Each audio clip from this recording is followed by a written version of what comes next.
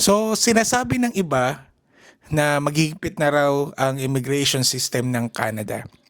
Ang tanong ngayon, mahihirapan na ba ang mga gustong pumunta sa Canada?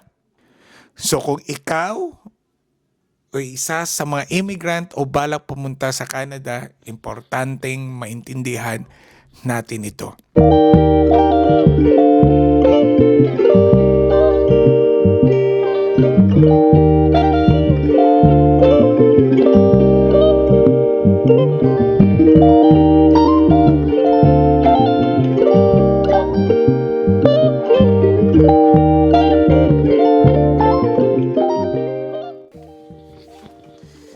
Hello mga kababayan, how are you? Welcome to our vlog.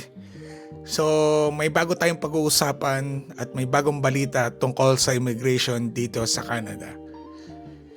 May bagong batas na pinag-uusapan ngayon na tinatawag na Bill C-12 or yung Canada Immigration Bill. So sinasabi ng iba na maghihigpit na raw ang immigration system ng Canada. Ang tanong ngayon, mahihirapan na ba ang mga gustong pumunta sa Canada? O maapektuhan ba ang mga temporary workers at students? At anong ibig sabihin nito sa future ng immigration? So kung ikaw o isa sa mga immigrant o balak pumunta sa Canada, importanteng maintindihan natin ito. So bakit nagkaroon ng Bill C-12? So mga nakaraang taon, napansin ng gobyerno ng Canada na sobrang dami ng immigration cases. Maraming applicants sa work permits, student permits, refugee claims. Dahil dito, nagkaroon ng backlog o napakaraming application na hindi napoproseso. So isa na rito yung mga report o bukod pa rito may mga report din na may mga tao raw na ginagamit ang asylum system para manatili sa Canada na hindi naman sila refugee. So nagpasya ang government na gumawa ng bagong batas para ayusin ang sistema. So anong layunin ng Bill C-12?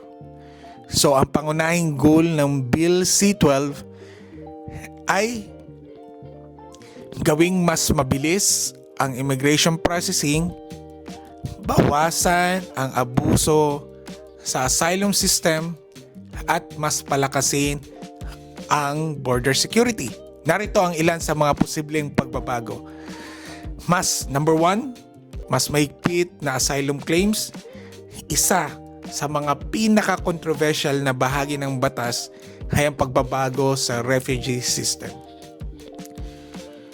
Kung isang tao ay matagal nang nasa Canada bago mag-apply ng asylum, maaaring hindi na siya agad magkakaroon ng hearing sa Immigration at Refugee Board of Canada.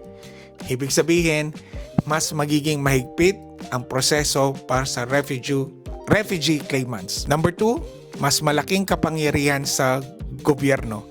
Sa ilalim ng batas, maaaring magkaroon ng mas malaking authority ng immigration minister upang mag-pause ng ilang immigration programs, baguhin ang processing rules, o kontrolin ang dami ng applications.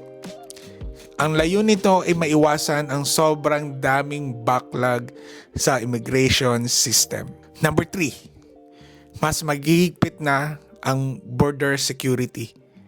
Kasama na rin sa batas ang pagpapalakas ng border protection laban sa human trafficking, immigration fraud, at illegal entry. Ito ay para masigurong ligtas ang immigration system ng Canada. Hindi naman lahat ay maapektuhan agad. Pero maaaring maapektuhan ang mga refugee claimants, ilang bagong immigration applicants, at ang mga may pending asylum cases. Sa mga may permanent resident status, kadalasan hindi naman ito direktang apektado. Pero ang malaking tanong, bakit may debate tungkol dito? So may dalawang side sa issue na ito. May mga sumusuporta dahil sinasabi nila na kailangan ng Canada na kontrolin ang immigration system nito. Pero may mga critics din na nagsasabing baka masyadong mahigpit ang bagong rules at maaaring mahirapan ang mga tunay na nangangailangan ng proteksyon. Kaya hanggang ngayon, mainit pa rin ang debate tungkol sa bagong batas na ito. Sa madaling salita, ang Bill C-12 or Canada Immigration Bill ay isang batas na naglalayong ayusin at higpitan ang immigration system ng Canada. So, ang layunin nito, maiwasan ang backlog, ayusin ang asylum system, at palakasin ang border security. Pero maraming pa ring diskusyon kung anong magiging long-term effect nito. So kung gusto ninyo ng mga ganitong usapan tungkol sa life at immigration sa Canada, please like, share, at subscribe sa aming YouTube channel. At mag-comment na rin kayo sa baba. Sa tingin nyo, magiging mahirap ba o magiging mahirap na ba ang immigration sa Canada? So muli po, kami po ang pamilya na Basilia at maraming salamat po mga bro and sis at magkita-kita muli po tayo. Bye!